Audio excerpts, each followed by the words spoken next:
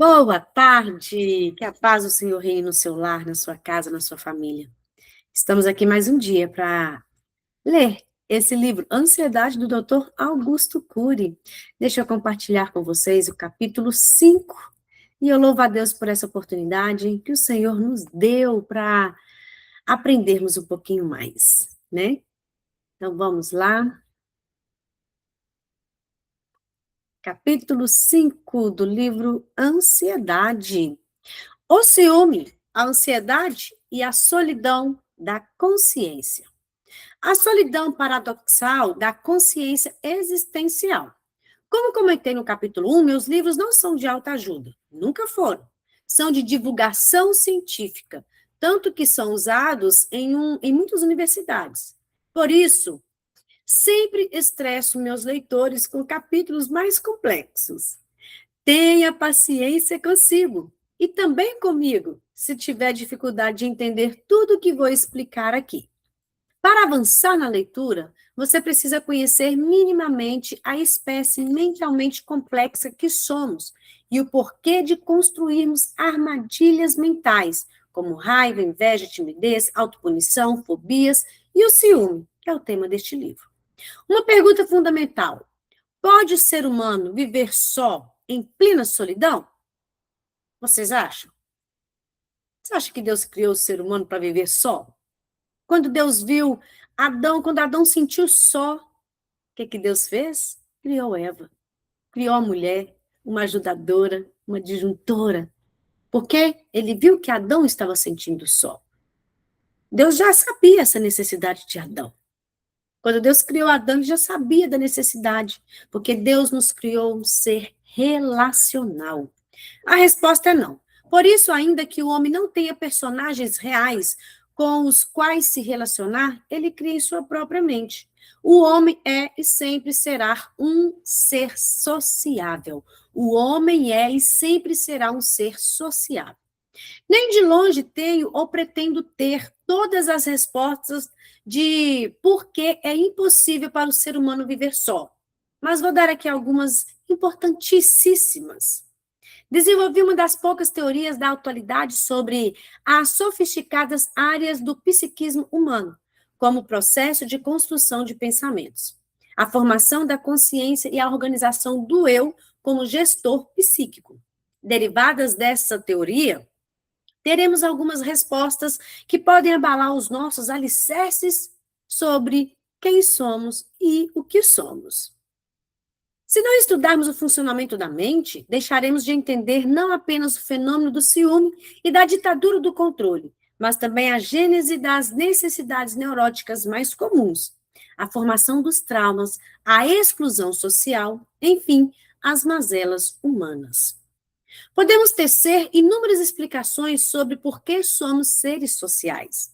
Algumas estão ligadas ao processo educacional, à necessidade de cooperação social, à busca por sobrevivência e proteção, aos ganhos afetivos, mas talvez a mais importante e a mais complexa delas esteja ligada à última fronteira da ciência, a natureza da consciência humana. Se estudarmos essa área, nunca mais seremos os mesmos, nem veremos a vida da mesma forma, pelo ângulo do funcionamento da mente. Um mendigo é tão sofisticado quanto um bilionário, um psicótico tem um intelecto tão complexo quanto o dos psiquiatras e dos mais notáveis cientistas. Um anônimo tem tanto brilho no território da emoção quanto um ator agraciado com um Oscar. Nós vimos no livro que nós lemos anterior, né? Ative o seu cérebro. Quando nós entendemos, olha, o funcionamento da mente, entendemos o nosso cérebro, como Deus nos criou, tudo muda a maneira como a gente vê a vida. Né? O livro foi muito rico nisso, e esse aqui está também para complementar. Infelizmente, a idade emocional da espécie humana nunca passou da pré-adolescência. Por isso, gostamos de nos classificar, nos comparar com os outros. E isso é um erro gravíssimo. Olhamos os parâmetros externos, mas não percrustamos os parâmetros internos. As faculdades de psicologia, sociologia e psicopedagogia precisariam estudar o funcionamento da mente a partir das últimas fronteiras da ciência. Em destaque, o processo de construção de pensamentos e da consciência existencial. Só peço que abra sua mente para pensar em outras possibilidades e se preparar para quebrar seus paradigmas. A consciência humana é talvez o fenômeno mais complexo de todo o universo. Os buracos negros, a força gravitacional, a velocidade da luz, a transformação da matéria em energia são fenômenos complexos, mas nada se compara ao fenômeno da consciência existencial. Por meio da consciência, nos sentimos seres únicos, diferentes de outros bilhões de seres humanos que habitam no planeta. Por sermos seres conscientes, nos educamos, construímos uma personalidade e registramos uma história. A consciência é o maior espetáculo da mente humana. Seja quando ela defende uma tese acadêmica, recebe o Nobel, faz discursos na Organização das Nações Unidas, ou quando comete erros crassos como exclusão social, vingança ou ciúme. A consciência existencial é tão sofisticada que, quando mal utilizada, torna o ser humano um deus. Quando alguém sofre, apesar de bilhões de pessoas não darem a mínima para a sua dor, parece que todo o universo sofre com ele. Quando o ser humano se alegra, parece que todo o universo sorri. Quando uma pessoa tem uma crise de claustrofobia, por ser ela um ser consciente, o universo todo torna-se um cubículo sem ar, asfixiante. A humanidade produziu muitos ditadores sociopatas que se colocaram como centro do universo, como não tiveram uma educação empática e, consequentemente, nunca aprenderam a se colocar no lugar do outro. O mundo tinha que girar em sua órbita. O problema é aí. Aqui tem um problema muito sério. Pessoas que não aprendem isso, a educação empática, não aprendem a colocar no lugar do outro, nem os sociopatas. Vamos tomar muito cuidado com isso, que às vezes pode ter pessoas assim do nosso lado, que não aprenderam. Então, esses tipos de pessoas não tiveram essa educação. Então, tudo tinha que girar ao redor dele, né? Consideravam-se deuses, escravizavam, dominavam, promoviam discriminações, fomentavam guerras, eram meninos com poder nas mãos. Tornar-se um ser consciente, sem ter consciência das armadilhas da mente, pode nos transformar em carrascos da humanidade, ainda que seja uma pessoa ou carrascos de nós mesmos. Para que a consciência existencial não nos torne deuses e promova os alicerces da humanidade, da generosidade, do carisma, da capacidade de elogiar e de promover o outro, é necessário mudar o grande paradigma da educação mundial. A educação da informação que entulha o cérebro humano com dados. Precisamos da educação do eu como gestor da mente humana. Ele sempre fala muito isso, né? Dr. Augusto Cury escreve muito isso. Devemos ser gestor do nosso eu. Devemos, né, entender que nós precisamos educar o nosso eu. Nós precisamos entender, o nosso eu está no controle. A educação da informação gera seres humanos radicais, inflexíveis, egocêntricos, assaltados por necessidades neuróticas e abarcados pelo ciúme. E pela inveja, pela intolerância às frustrações. Por outro lado, a educação do eu, como gestor da mente humana, gera seres humanos que gerenciam seus instintos, administram sua ansiedade, protegem sua emoção, têm prazer na solidariedade, e desenvolvem altos níveis de tolerância à frustração. Enfim, contribuem para formar pensadores e não repetidores de dados.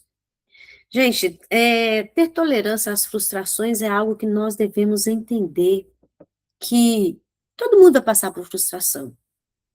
Todo mundo passa por frustração. E é algo que eu sempre ensino meus meninos. Né? Tem coisa que eu ensino bastante e falo, ó, se um dia acontecer, eu lavo minhas mãos, porque eu ensino. Porque a gente não tem domínio, a gente não tem controle sobre tudo. Nós ensinamos, né? Sábio é aquele que pega o conselho. E eu sempre declaro na vida dos meus filhos que eles são sábios, que eles têm um coração ensinável. E nós também devemos aprender isso. Olha, eu tenho um coração ensinável, porque eu quero aprender, eu não quero ser apenas repetidora de dados, eu não quero repetir dados, mas eu quero formar, eu quero contribuir para ter meus próprios pensamentos, para proteger a minha emoção. E isso eu ensino meus meninos. Por quê? Frustração. Todo mundo passa por frustração. Agora, depende como você encara essa frustração. Depende também como você vê. Às vezes você coloca expectativa demais no outro, aí a frustração vai ser maior. Aí a gente tem que olhar sempre os dois lados. Será que fulano me frustrou porque eu coloquei expectativa demais? E ela não vai conseguir suprir as minhas necessidades? Será que fulano me frustrou porque o jeito dela é assim? E tá tudo bem. Cada um tem seu jeito. Tem gente que vive um trauma a vida inteira. Por quê? Porque não quer buscar uma solução, não quer buscar uma cura. Mas nós estamos aqui por quê? Porque a gente quer aprender. Então, nós estamos aqui para aprender a proteger nossa emoção. Não somos escravas da ansiedade, mas nós podemos aprender cada dia a gerenciar nossos instintos, nossas ansiedades. Nossas não. A ansiedade que às vezes quer tomar conta, proteger a nossa emoção. E é por isso que nós estamos aqui. Porque a gente quer aprender. Ou seja, nós não mudamos ninguém. Nós não mudamos ninguém, mas a nós mesmos. Então, se a pessoa te frustrar, é ela, é o jeito dela, não o seu. Fica a dica, viu? A consciência existencial é virtual. Os computadores nunca terão consciência existencial, nunca sofrerão com a solidão ou o ciúme, nunca terão alegrias nem angústias, nunca sentirão o perfume das flores, nem o cheiro azedo dos alimentos fermentados. Não gozarão a tranquilidade, nem serão perturbados pela ansiedade. Todos os computadores interligados jamais provarão as chamas do amor ou as labaredas dos ciúmes. A dor emocional pode ser, dependendo do seu tipo, insuportável, mas ela é um privilégio da psique humana. Somos demasiadamente complexos. Olha que lindo! O computador não pode sentir o que você sente. Se você sente angústia, um dia você vai ter alegria. A tristeza vem para a alegria ela ser mais potente na nossa vida. Porque se a pessoa for só alegre, só alegre, só alegre, ela não vai valorizar. Por isso que vem a tristeza, vem as provações, vem a dificuldade, porque quando vem a alegria, você vai valorizar aquilo. Somos seres humanos, estamos sujeitos a enfrentar a ansiedade, a enfrentar os problemas, mas nem tudo é para nos matar, é para a gente aprender. Depois dessa pequena abordagem sobre consciência existencial, vamos à pergunta fatal. A consciência da natureza real, emocional ou virtual, pensamentos? Ou virtual, que é os pensamentos? Eis a pergunta das perguntas, o mistério dos mistérios da ciência humana. A consciência é virtual, ela jamais incorpora a realidade do objeto conscientizado. Se não fosse virtual, não produziríamos personagens nos sonhos, não anteciparíamos o futuro, nem ruminaríamos o passado. Só temos essa borbulhante criatividade na esfera da virtualidade. Um pai jamais toca a realidade emocional de um filho quando o corrige. Um professor jamais assimila a realidade intrínseca das crises e angústias de um aluno que acabou de causar um tumulto na classe. Um psiquiatra jamais incorpora a implosão psíquica produzida por um ataque de pânico de um paciente. Entendemos sempre o outro virtualmente. Por isso, grande parte dos nossos julgamentos está errada, contaminada ou distorcida. Entendemos o outro a partir do nosso processo de interpretação. Veja os partidos políticos. Eles têm opiniões totalmente distintas sobre o mesmo ponto. Quando eu permite ou se omite, entregando à emoção um cartão de crédito ilimitado, tudo que é virtual pode se transformar em real. Uma barata vira um dinossauro. Uma crítica falsa afeta a alegria por dias ou até mesmo semanas. Uma ofensa feita a um rei ou a uma nação pode levar a uma guerra. Um pensamento sobre o futuro é capaz de assombrar um indivíduo. O fato é que entendemos nosso parceiro, nossos filhos, alunos, amigos, a partir de nós mesmos. Aí que está o grande problema. Nós fazemos isso. Enxergamos a partir dos nossos olhos. Quando o homem faz uma acusação falsa, uma crítica injusta à sua parceira, ele pode invadir a mente dela e destruir seu humor? Não. O virtual não pode mudar o real. Mas por que ela sofre? Em primeiro lugar, porque a emoção é real, ela é concreta. Em segundo lugar, porque o eu é a ponte entre o real e o emocional. Ele tem de permitir que a ofensa se materialize sua emoção, se materialize na emoção. Por isso que às vezes o virtual se torna real. Ou se ouviu aquilo, aí ela vai levar para o coração, vai tornar emoção, vai materializar. Somente quando eu permite ou se omite é que o pensamento virtual se materializa e perturba o homem. Quando eu se omite, a emoção passa a pilotar a aeronave mental. Ou seja, não vai deixar ser guiada pela emoção, mas o eu, não, desculpa. Quando eu se omite isso, a emoção passa a pilotar a aeronave mental. Mas quando ele toma posse ali, ele não se omite, ele que vai dominar e vai pilotar a aeronave mental. Agora, quando a emoção passa a pilotar a aeronave mental, bancando a acusação injusta, dando crédito à atitude agressiva. A emoção vivencia o pensamento virtual, tal qual um espectador se sensibiliza com as cenas de um filme, que é puramente virtual. Um filme que você está vendo ali, que é virtual, às vezes nem é baseado em fatos reais, mas que te comove. É virtual, mas vai mexer com a sua emoção. Olha só, a emoção vivencia esse pensamento virtual. Por isso que vem que a pessoa fica tão ofendida. Quando alguém fala algo, aí ela vai gerando aquilo, a sua emoção vai pilotando a sua nave, a aeronave mental. Ah, mas isso é injusto. Por que fez isso comigo? Eu não merecia isso. Falou isso de mim. Aí a pessoa vai sofrendo e a emoção vai sofrendo. Vai dando crédito à sua emoção. E vai vir o quê? A angústia, a tristeza. Aí às vezes não consegue perdoar. Então, olha aqui, a emoção vivencia o pensamento virtual, da qual o espectador se sensibiliza com cenas de um filme. Quando eu permite ou se omite, entregando a emoção um cartão de crédito ilimitado, tudo que é virtual vai transformar em real. Ou seja, a barata ela vai virar um dinossauro. Por quê? Porque a mente está ali, ó, está tornando aquilo em real. Uma crítica falsa afeta a alegria por dias ou semanas, ou até meses. Aí o rancor, a mágoa, vai tornando tão real que a pessoa adoece. Uma ofensa feita a um rei ou uma nação pode levar a uma guerra. Um pensamento sobre o futuro é capaz de assombrar um indivíduo. É impossível alguém nos ferir emocionalmente, a menos que nos permitamos ser feridos. Isso é quando a pessoa se permite. Por quê? Porque está virtual. Mas se você permitir, vai tornar real. Se alguém a critica, a ofende, rejeita ou tem ataques de ciúmes, somente com a permissão consciente ou involuntária você será machucado. A conclusão das conclusões é: nosso maior carrasco somos nós mesmos. Ninguém pode fazer tanto mal a você quanto você mesmo. Se abraçar, proteger a emoção, não gravitar na órbita dos outros são ferramentas de sobrevivência. Gente, isso é essencial para a gente entender que nós devemos nos abraçar, nós devemos proteger a nossa emoção.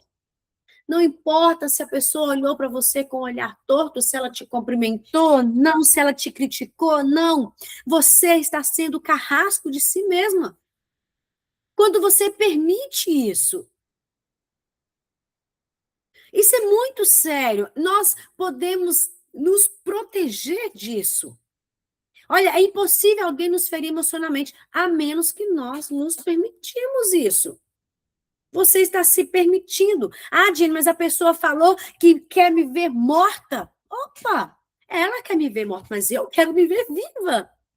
Eu quero lutar. lutar por mim, eu quero lutar para minha alegria, eu quero lutar para minha sobrevivência, eu quero lutar pela vida. Então, o problema que o outro falou para lá.